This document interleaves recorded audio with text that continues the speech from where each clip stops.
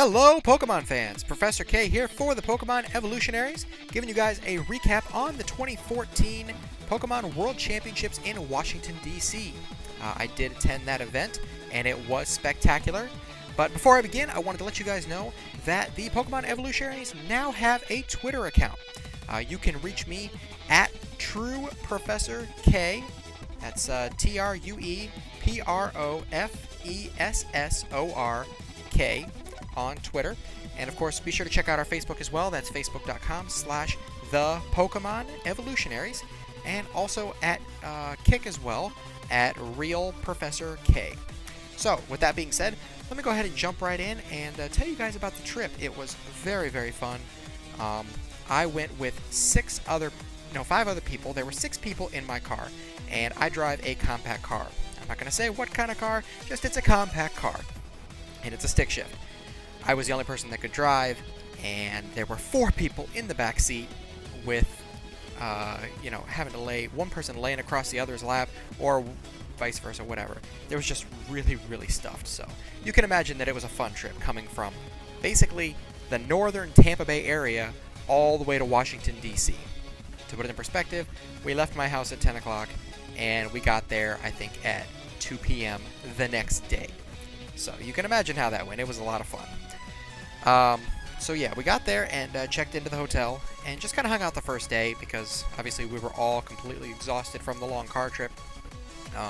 We pretty much just hung around and went to bed and all that good stuff. So Friday morning, we woke up at about 5 o'clock in the morning and walked down to the venue. Our hotel was about a mile away from the Washington Convention Center, the Walter E. Washington Convention Center.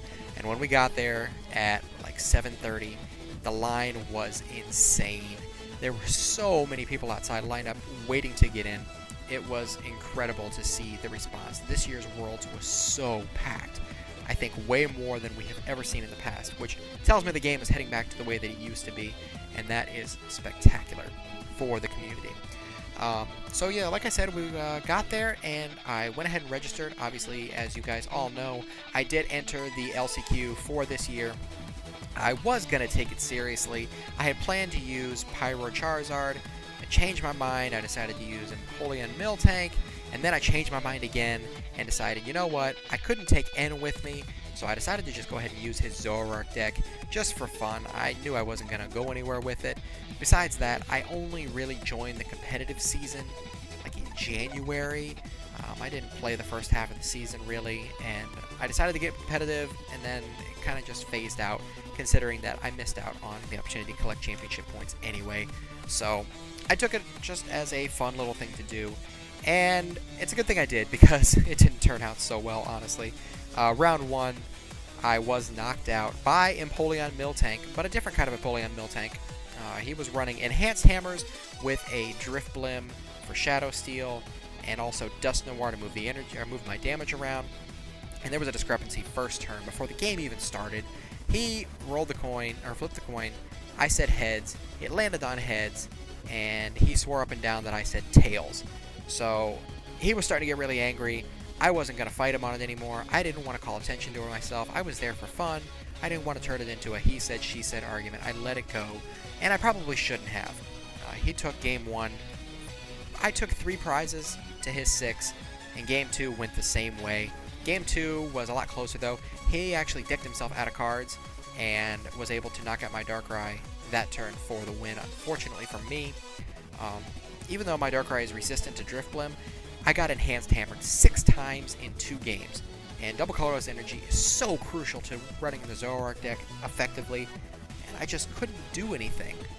Once those got in the discard pile, he would use Shadow Steel on my Darkrai. Even though I was resistant to Psychic by -20, he was able to knock it out by doing 150 damage minus 24 resistance, that's 130, leaving 20 damage on my Darkrai in both games for the win. Final 2 prizes he took this way. So that's 150, and then, you guys, he used the one card that I would never, ever, ever expect to see in a competitive metagame, and that is Iris, which does 10 more damage for each prize card your opponent has taken. So he's going from 130 to 150 to 180 perfectly. Both games, 0-2 knockout. Knocked me right out of LCQ. So that was unfortunate. But at the same time, you pay $30 to get into TCG, and they give you 7 packs of cards when you register. I thought that was really, really cool. I wish they would have been Furious Fist, but unfortunately they were Flashfire.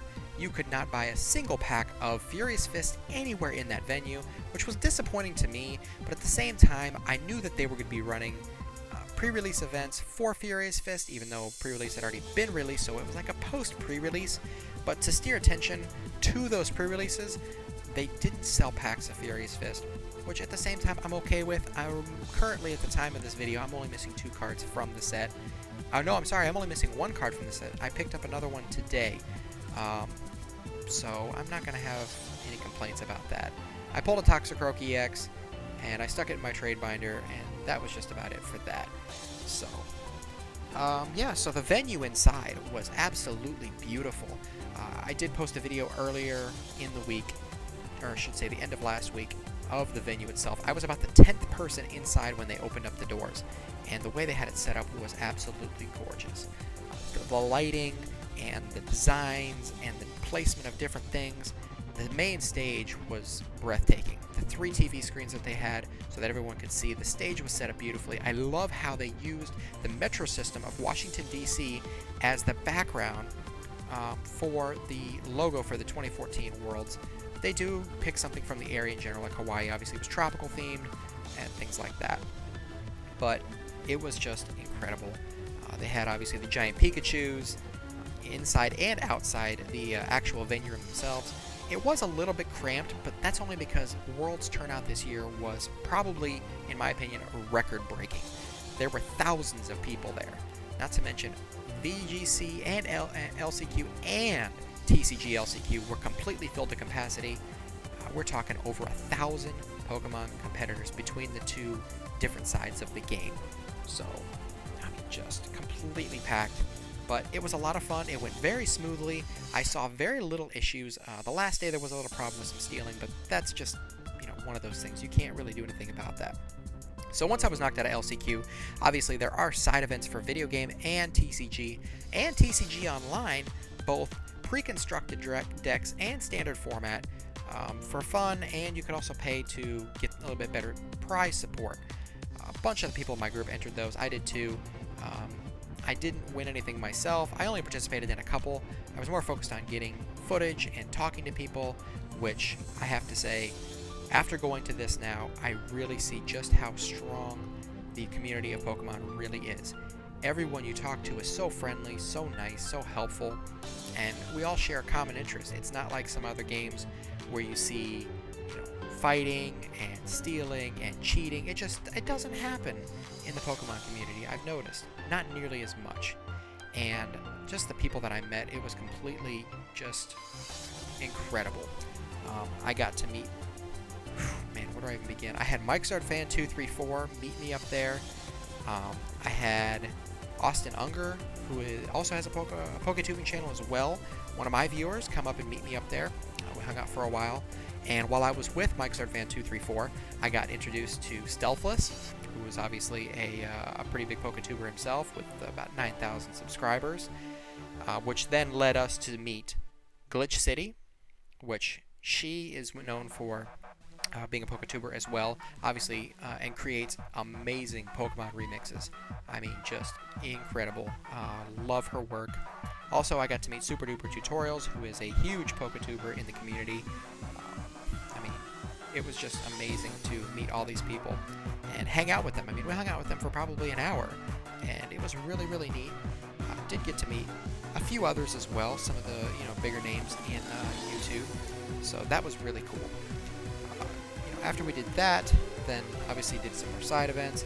I actually entered into the pre-release myself, even though I pretty much had all the cards. I just wanted to do it for fun. And as it turns out, I ended up sitting across from the 2014 Finland national champion, Patrick Ratty, who was an amazing sport.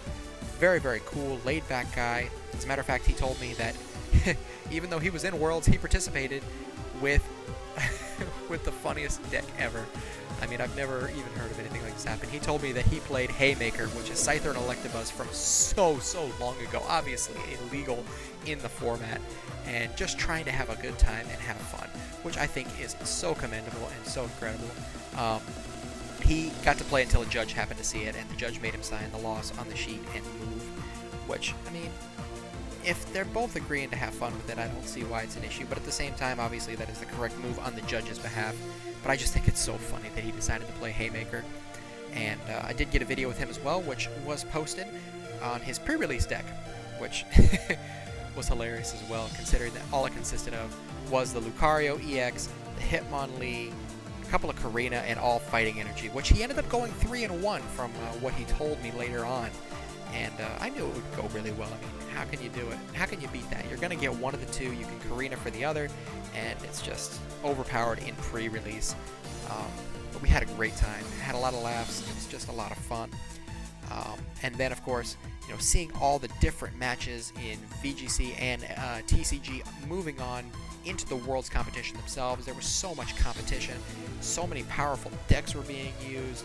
Obviously, Verizon and Genesect is the one that rose to the top, considering those are the two that faced in the finals. On the video game side, it seemed like there wasn't nearly enough Talonflame. I shouldn't say nearly enough, but there wasn't as much Talonflame as I expected to see. There wasn't as much Kangaskhan, which it makes sense. I mean, what's popular in regional states and nationals obviously isn't going to be nearly as popular in Worlds, because everyone's out trying to out-predict each other and work out teams that are going to be their advantage over the teams that they're predicting. And there was a lot of Ludicolo. Not to mention there were some strange tech Pokemon as well that you would never see otherwise. We saw a Rotom Fan be used, which was mind-blowing. We saw Judy Azarelli use Rotom, and Sejun Park use Pachirisu. It was just so amazing, but crazy at the same time that there's such a wide variety of Pokemon that were used in such an open, well, not really open, but such a solid metagame that was pretty much revolved around maybe 20 or 25 different Pokemon, just to see these wild cards come into play and work so effectively. I mean, our world champion won with a Pachirisu with Follow Me that was an absolute tank and took hits like a champion. And obviously everybody knows by now, it's all over the internet. I mean, people are all over trying to get Pachirisu now to breed and run on their teams. It's just the matter of what works and what wins is what people try to use, but then there's always the counters for it, so it's a constantly changing meta. And with Omega Ruby and Alpha Sapphire coming out, it will really open up the game because of the fact that we'll be able to see almost all the Pokemon in the national decks be used instead of Kalos specific. So, congratulations obviously to Sejun Park. Very well-deserved victory for him. Very, very accomplished video game player. Had a perfect season this year.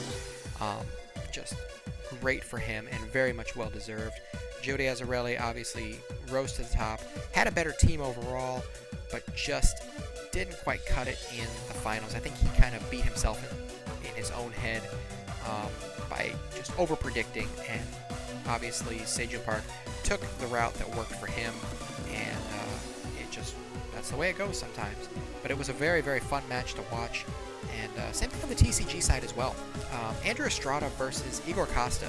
The very first game, Andrew Estrada comes out with a Jirachi EX in the very first active position with no bench. Worst start you can possibly have. He's got the one Jirachi EX in his deck, and that's what he started with. And the fact that he turned that around and managed to get that Game 1 win was incredible. Obviously, a little bit of luck was involved there, considering that Igor Costa did not pull an energy in the first turn. That kind of hurt him a bit, and it made a difference.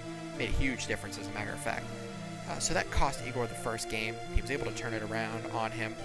Second game, Igor Costa came back, flipped the script, and took over Andrew Estrada. And then the final game, where we finally got to see Igor Costa's signature Shaman EX come out, just didn't quite do enough damage, and Andrew Estrada was able to take the division championship in the Masters division for TCG. So congratulations, obviously, to our main two winners there. The juniors and seniors divisions were very, very competitive as well. A lot of good matches there. Congratulations to the winners there as well.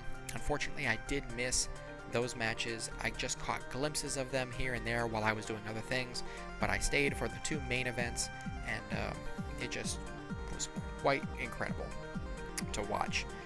Obviously, when we went through the final ceremonies, they were supposed to announce where 2015 Worlds would be, and apparently, from what I understand, the location fell through at the last minute, and they were unable to obtain one in enough time to announce it to us, so we don't know where Worlds 2015 is just yet. But during that time, while we were waiting, I did manage to get over and speak to Jwitz and Renee Collects, which was really, really just amazing. Obviously, he was commentating on the matches, I should say, along with many others. And he came down and just sat in the stands, which I thought was so cool that he would take the time to come out. Even though there's so many people, he's the most recognized PokeTuber in the whole community. And here he is, just sitting with the fans and watching closing ceremonies just like everybody else. I thought that was really cool, and the fact that I was able to walk right up to them and just talk to them for 5 minutes or so, signed a couple cards, things like that. Even he didn't know what was going on with Worlds, because that's what he was waiting for when closing ceremonies had ended, waiting for somebody to say where Worlds was going to be. When they didn't say it, we were all kind of disappointed, obviously. We kind of hung around a bit and talked in the group and things like that. But after that, we saw Maryland, who was standing in a group of people, and we got his autograph, got to talk to him for a while. One of the nicest guys you could ever meet. Just walk right up to him and just start a conversation, and he'll talk to you like you're just anybody else. It's really incredible to see how the PokeTubing community really is very supportive, very nice, very helpful, just laid back and normal. You know, it's not like you see some other people, once they get a little bit of fame, they start acting differently, push people off to the side. In this instance, everybody that I met was very welcoming, so I thought that was really, really cool. I mean, myself, I'm only a small channel, just under 500 subscriptions, but at the same time, you know, it's just really cool to see that kind of thing exists in the community. So, once closing ceremonies were done, we headed back to the hotel. We went ahead and closed up for the night, and we drove back at 11 o'clock Monday morning, arrived back in the northern Tampa Bay area at 7 o'clock in the morning Tuesday. So I've been pretty much exhausted this whole way through. I'm just trying to recover and get back to work and things like that, and get back to work on some of these videos as well for you guys. So, alright guys, that's going to be it for my recap on the 2014 Worlds. I cannot wait for the 2015 TCG and VGC Season 2 begin on September 3rd, officially, and see what happens this year. It's going to be very interesting. Obviously in TCG we're going to see a lot of new sets, and in VGC we're going to see a completely new format with Omega Ruby and Alpha Sapphire being introduced. So it should be quite interesting to see how 2015 goes. So, if you guys like this video, please be sure to like it and leave a comment in the comment section down below. What I want to know is, who went to Worlds? If any of my viewers went, I would love to hear about it, and tell me about your experience. Was it just as amazing as you thought, or as I thought it was? Let me know in the comment section down below, and tell me your opinion. I'd like to hear from you guys. So if you're new to the channel, be sure to subscribe as well. Appreciate your feedback and your support very much as we continue to bring you the best content that we possibly can. So like I said guys, I hope you enjoyed the video. That's my take and recap on the 2014 Worlds.